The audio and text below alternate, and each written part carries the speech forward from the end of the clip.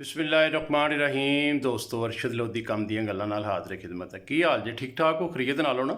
ਵੱਲ ਹੋ? ਠੀਕ ਠਾਕ ਹੋ? ਉਹ ਗੱਲਬਾਤ ਪੂਰੀ ਸੁਣਿਆ ਕਰੋ ਯਾਰ। ਕੀ ਕੰਜੂਸੀ ਕਰਦੇ ਹੁੰਦੇ ਹੋ? ਹੈ ਥੋੜ੍ਹੀ ਜਿਹੀ ਲਿਖਦੇ ਹੋ, ਬਾਕੀ ਬੰਦ ਕਰ ਦਿੰਦੇ ਹੋ। ਪੂਰੀ ਦੇਖਿਆ ਕਰੋ ਯਾਰ, ਸਵਾਦ ਆਏਗਾ ਤੁਹਾਨੂੰ ਇਨਸ਼ਾ ਅੱਲਾਹ ਤਾਲਾ। ਅਤੇ ਹਮੇਸ਼ਾ ਗੱਲ ਦਾ ਮਜ਼ਾ ਉਦੋਂ ਹੀ ਆਉਂਦਾ ਜਦੋਂ ਪੂਰੀ ਸੁਣੀਏ। ਸੈਂਟ 'ਚ ਛੱਡ ਦਈਏ ਅਤੇ ਕਾਹਦਾ ਮਜ਼ਾ ਆਉਣਾ? ਨਾ ਸਮਝ ਆਣੀ ਅਤੇ ਨਾ ਕੋਈ ਉਹਦਾ ਸਵਾਦ ਆਉਣਾ ਹੈ। ਅਤੇ ਪੂਰੀ ਸੁਣਿਆ ਕਰੋ। ਅਤੇ ਲੋ ਤੁਹਾਨੂੰ ਅੱਜ ਛੋਟੀ ਜਿਹੀ ਗੱਲ ਸੁਣਾਉਂਦੇ ਹਾਂ, ਜ਼ਿਆਦਾ ਲੰਬੀ ਗੱਲਾਂ ਨਹੀਂ ਬਣਾਉਂਦੇ। ਫਿਰ ਇੱਕ ਪਿੰਡ ਸੀ ਅਤੇ ਉਹਦੇ ਵਿੱਚ ਅੱਛੇ ਖਾਸੇ ਲੋਕ ਜਿਹੜੇ ਨਾ, ਕਾਫੀ ਅਮੀਰ ਲੋਕ ਰਹਿੰਦੇ ਸਨ। ਅਤੇ ਇੱਕ ਮਾਤੜ ਵਿੱਚ ਰਹਿੰਦਾ ਸੀ, ਗਰੀਬ ਸੀ, ਮੋਚੀ। ਉਹ ਜੁੱਤੀਆਂ ਲੋਕਾਂ ਦੀਆਂ ਗੰਢ ਕੇ ਅਤੇ ਜਨਾਬ ਗੁਜ਼ਾਰਾ ਕਰਦਾ ਸੀ। ਪਿੰਡੋਂ ਬਾਹਰ ਇੱਕ ਕਿੱਕਰ ਦਾ ਦਰੱਖਤ ਸੀ ਅਤੇ ਉਸ ਦਰੱਖਤ ਦੇ ਥੱਲੇ ਉਹਨੇ ਬਹਿ ਜਾਣਾ, ਫੋੜੀ ਜਿਹੀ ਵਿਛਾ ਕੇ। ਅਤੇ ਇੱਕ ਡੱਬਾ ਸੀ ਉਹਦੇ ਕੋਲ, ਜਿਹਦੇ 'ਚ ਉਹਨੇ ਪਾਲਸ਼ਾਂ ਅਤੇ ਜੁੱਤੀ ਸੀਨ ਦਾ ਨਿਜ਼ਾਮ ਰੱਖਿਆ ਸੀ। ਉੱਥੇ ਬਹਿਣਾ ਅਤੇ ਜਿਹਨੇ ਜੁੱਤੀ ਜਾਤੀ ਗੰਢਾਣੀ ਉਹਨੇ ਆਪਣਾ ਗੁਜ਼ਾਰਾ ਕਰ ਲੈਣਾ, ਪੈਸੇ ਚਾਰ ਲੈ ਲੈਣੇ ਅਤੇ ਜਿਹੜੇ ਕੋਈ ਚਾਰ ਆਨੇ ਹੋਣੇ ਲੈ ਕੇ ਘਰ ਚਲੇ ਜਾਣਾ। ਅਤੇ ਇੱਕ ਬੁੱਢੀ ਸੀ ਅਤੇ ਇੱਕ ਆਪ ਸੀ ਅਤੇ ਆਪਣਾ ਗੁਜ਼ਾਰਾ ਕਰਦਾ ਰਿਹਾ। ਵਕਤ ਗੁਜ਼ਰਦਾ ਰਿਹਾ, ਲੋਕਾਂ ਨੇ ਉਹਨੂੰ ਪੁੱਛਣਾ ਕਿ ਯਾਰ ਸੁਣਾ ਕੀ ਹਾਲ?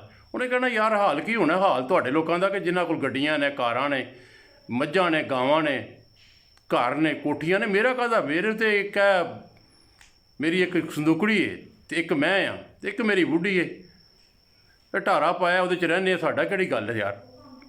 ਉਹ ਖੈਰ ਵਕਤ ਗੁਜ਼ਰਦਾ ਰਿਹਾ ਜਨਾਬ। ਇੱਕ ਵਕਤ ਐਸਾ ਆਇਆ ਕਿ ਉਹ ਪਿੰਡ ਦੇ ਵਿੱਚ ਨਾ ਸੈਲਾਬ ਆ ਗਿਆ। ਸੈਲਾਬ ਇੰਨਾ ਖਤਰਨਾਕ ਸੀ ਕਿ ਉਹ ਜਿਹੜਾ ਪਾਣੀ ਸੀ ਉਹ ਪੂਰੀ ਛੱਤ ਨੂੰ ਜਾ ਲੱਗਾ। ਲੋਕਾਂ ਨੂੰ ਦੌੜ ਪੈ ਗਈ। ਲੋਕਾਂ ਨੇ ਜਨਾਬੇ ਦੇ ਆਪਣੇ ਸਮਾਨ, ਜੰਗਲ ਬੱਛਾ ਅਤੇ ਗੱਡੀਆਂ ਅਤੇ ਸਮਾਨ ਆਪਣਾ ਜਿਹੜਾ ਉਹ ਸਮੇਟਣਾ ਸ਼ੁਰੂ ਕਰ ਦਿੱਤਾ। ਕੋਈ ਇੱਧਰ ਨੂੰ ਦੌੜ ਰਿਹਾ, ਕੋਈ ਇੱਧਰ ਨੂੰ ਦੌੜ ਰਿਹਾ। ਅਫਰਾ ਤਫਰੀ ਦਾ ਸਮਾਨ ਸੀ ਅਤੇ ਕੋਈ ਟਰੱਕ ਲੱਭ ਰਿਹਾ ਕਿ ਸਮਾਨ ਲੋਡ ਕਰਕੇ ਕਿਤੇ ਅੱਗੇ ਪਿੱਛੇ ਕਰੀਏ, ਕੋਈ ਆਪਣਾ ਸਮਾਨ ਚੁੱਕ ਕੇ ਛੱਤ 'ਤੇ ਚੜ੍ਹਾ ਰਿਹਾ, ਕੋਈ ਕੁਛ।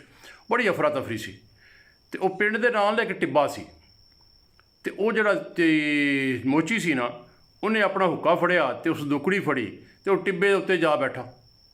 ਟਿੱਬੇ ਦੇ ਉੱਤੇ ਬਹਿ ਕੇ ਜਨਾਬ ਅਲੀ ਉਹ ਦੇਖ ਰਿਹਾ ਸੈਲਾਬ ਜਨਾਬ ਅਲੀ, ਅਤੇ ਉਹ ਪਾਣੀ ਜਿਹੜਾ ਉਹ ਲੋਕਾਂ ਦੀ ਛੱਤਾਂ ਨਾਲ ਜਾ ਵੱਜਦਾ ਪਿਆ। ਲੋਕ ਦੌੜ ਰਹੇ ਨੇ, ਅਫਰਾ ਤਫਰੀ ਨਾਲ ਪਰੇਸ਼ਾਨ ਨੇ ਲੋਕ। ਅਤੇ ਉਹ ਜਿਹੜਾ ਬੋਚੀ ਸੀ ਉਹਨੇ ਜਨਾਬ ਅਲੀ ਹੁੱਕੇ ਦਾ ਸੂਟਾ ਲਾਇਆ ਅਤੇ ਜਨਾਬ ਅਲੀ ਉਹ ਧੂੰਆਂ ਕੱਢਿਆ।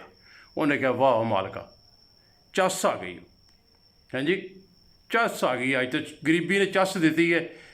ਉਹ ਬੜੇ ਅਮੀਰ ਜਿਹੜੇ ਨੇ ਅੱਜ ਰਜ਼ੀਲ ਹੁੰਦੇ ਪਏ ਨੇ, ਰੋਂਦੇ ਪਏ ਨੇ, ਢਾਹਾਂ ਮਾਰ ਕੇ। ਕੋਈ ਗੱਡੀਆਂ ਨੂੰ ਸਾਂਭਣ ਡਿਆ, ਕੋਈ ਮੰਨ ਲਓ ਦੌਲਤ ਨੂੰ ਸਾਂਭ ਰਿਹਾ, ਕੋਈ ਆਪਣਾ ਸਮਾਨ ਕੱਢ ਕੇ ਛੱਤ 'ਤੇ ਚੜ੍ਹਾਉਣ ਡਿਆ, ਕੋਈ ਟਰੱਕ ਲੱਭਣ ਡਿਆ। ਅਤੇ ਜਨਾਬ ਅੱਜ ਤਾਂ ਨਾ ਸਾਡੇ ਕੋਲ ਕੁਛ ਹੈ ਅਤੇ ਨਾ ਕੋਈ ਪਰੇਸ਼ਾਨੀ ਹੈ। ਆਪਣੇ ਕੋਲ ਇੱਕ ਹੁੱਕਾ ਸੀ ਅਤੇ ਇੱਕ ਜਨਾਬ ਅਲੀ ਸੰਦੂਕੜੀ ਸੀ ਅਤੇ ਲੈ ਕੇ ਬੈਠੇ ਹਾਂ ਸਕੂਨ ਨਾਲ। ਅਤੇ ਜੇ ਸਮਾਨ ਹੁੰਦਾ ਤਾਂ ਮੈਂ ਵੀ ਪਰੇਸ਼ਾਨ ਹੁੰਦਾ। ਅਤੇ ਅੱਲਾ ਸੋਹਣਿਆ ਤੇਰਾ ਸ਼ੁਕਰ ਹੈ, ਤੂੰ ਮੈਨੂੰ ਜਿਸ ਹਾਲ 'ਚ ਰੱਖਿਆ ਮੈਂ ਖੁਸ਼ ਹਾਂ, ਬੜਾ ਖੁਸ਼ ਹਾਂ ਮੈਂ ਤੇਰੇ 'ਤੇ। ਅੱਜ ਜਿਹੜੀ ਗਰੀਬੀ ਤੂੰ ਮੈਨੂੰ ਦਿੱਤੀ ਸੀ, ਮੈਂ ਸਾਰੀ ਜ਼ਿੰਦਗੀ ਪਰੇਸ਼ਾਨ ਸਾਂ ਕਿ ਮੈਨੂੰ ਗਰੀਬੀ ਹੈ, ਲੇਕਿਨ ਅੱਜ ਗਰੀਬੀ ਨੇ ਇਹੋ ਜਿਹਾ ਚੱਸ ਦਿੱਤਾ ਕਿ ਸਾਰਾ ਕੁਛ ਹੀ ਭੁਲਾ ਦਿੱਤਾ, ਸਾਰਾ ਕੁਛ ਭੁਲਾ ਦਿੱਤਾ। ਸਵਾਦ ਆ ਗਿਆ, ਚੱਸ ਆ ਗਿਆ ਬਾਦਸ਼ਾਹ। ਅਤੇ ਦੋਸਤੋ, ਗੱਲ ਕਰਨ ਦਾ ਮਤਲਬ ਇਹ ਹੈ ਕਦੀ ਗਰੀਬੀ ਵੀ ਇਨਸਾਨ ਨੂੰ ਪਤਾ ਦੇ ਦਿੰਦੀ ਹੈ। ਅਤੇ ਅੱਲਾਹ ਤਾਲਾ ਜਿਸ ਵੀ ਹਾਲ 'ਚ ਰੱਖੇ ਖੁਸ਼ ਰਹਿਣਾ ਚਾਹੀਦਾ, ਕਿਉਂਕਿ ਅੱਲਾਹ ਤਾਲਾ ਦੇ ਫੈਸਲੇ ਜਿਹੜੇ ਹੁੰਦੇ ਨੇ ਉਹ ਬਿਹਤਰ ਹੁੰਦੇ ਨੇ। ਅੱਲਾਹ ਤਾਲਾ ਜਾਣਦਾ ਕਿਹਨੂੰ ਕੀ ਦੇਣਾ, ਕਿਸ ਹਾਲ 'ਚ ਰੱਖਣਾ। ਅਤੇ ਇੱਕ ਗੱਲ ਹੋਰ ਵੀ ਹੈ ਕਿ ਜਿਹਨੂੰ ਅੱਲਾਹ ਤਾਲਾ ਨੇ ਦੁਨੀਆ 'ਤੇ ਗਰੀਬ ਰੱਖਿਆ ਨਾ, ਮਤ ਸੋਚੇ ਕਿ ਅੱਲਾਹ ਤਾਲਾ ਨੇ ਉਹਦੇ ਨਾਲ ਕੋਈ ਦੁਸ਼ਮਣੀ ਲਈ ਹੈ ਜਾਂ ਕੋਈ ਮਸਲਾ ਹੈਗਾ। ਅੱਲਾਹ ਤਾਲਾ ਦੀ ਹਿਕਮਤ ਹੈ।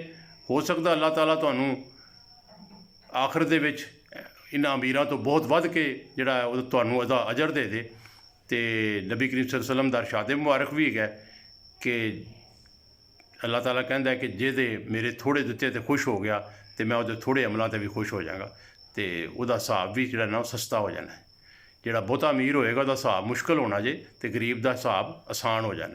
ਅਤੇ ਲੋ ਦੋਸਤੋ, ਜੇ ਗੱਲ ਪਸੰਦ ਆਈ ਹੈ ਤਾਂ ਲਾਈਕ ਕਰ ਦਿਓ, ਸ਼ੇਅਰ ਕਰ ਦਿਓ। ਅਤੇ ਜਿਹੜੇ ਚੈਨਲ 'ਤੇ ਨਵੇਂ ਨੇ ਦੋਸਤ, ਨਵੀਂ ਮੇਰੀ ਵੀਡੀਓ ਦੇਖ ਰਹੇ ਨੇ, ਉਹਨਾਂ ਨੂੰ ਪਸੰਦ ਅਗਰ ਆਏ ਸਬਸਕ੍ਰਾਈਬ ਕਰੋ ਅਤੇ ਚੈਨਲ ਦਾ ਹਿੱਸਾ ਬਣ ਜਾਓ। ਇਨਸ਼ਾ ਅੱਲਾ ਇਸੇ ਤਰ੍ਹਾਂ ਦੀਆਂ ਪਿਆਰੀਆਂ ਗੱਲਾਂ ਸੁਣਾਉਂਦੇ ਰਹਾਂਗੇ। ਕੱਲ੍ਹ ਇੱਕ ਨਵੀਂ ਵੀਡੀਓ ਨਾਲ ਤੁਹਾਡੀ ਖਿਦਮਤ 'ਚ ਹਾਜ਼ਰ ਹੋਵਾਂਗਾ। ਅੱਲਾ ਹਾਫਿਜ਼।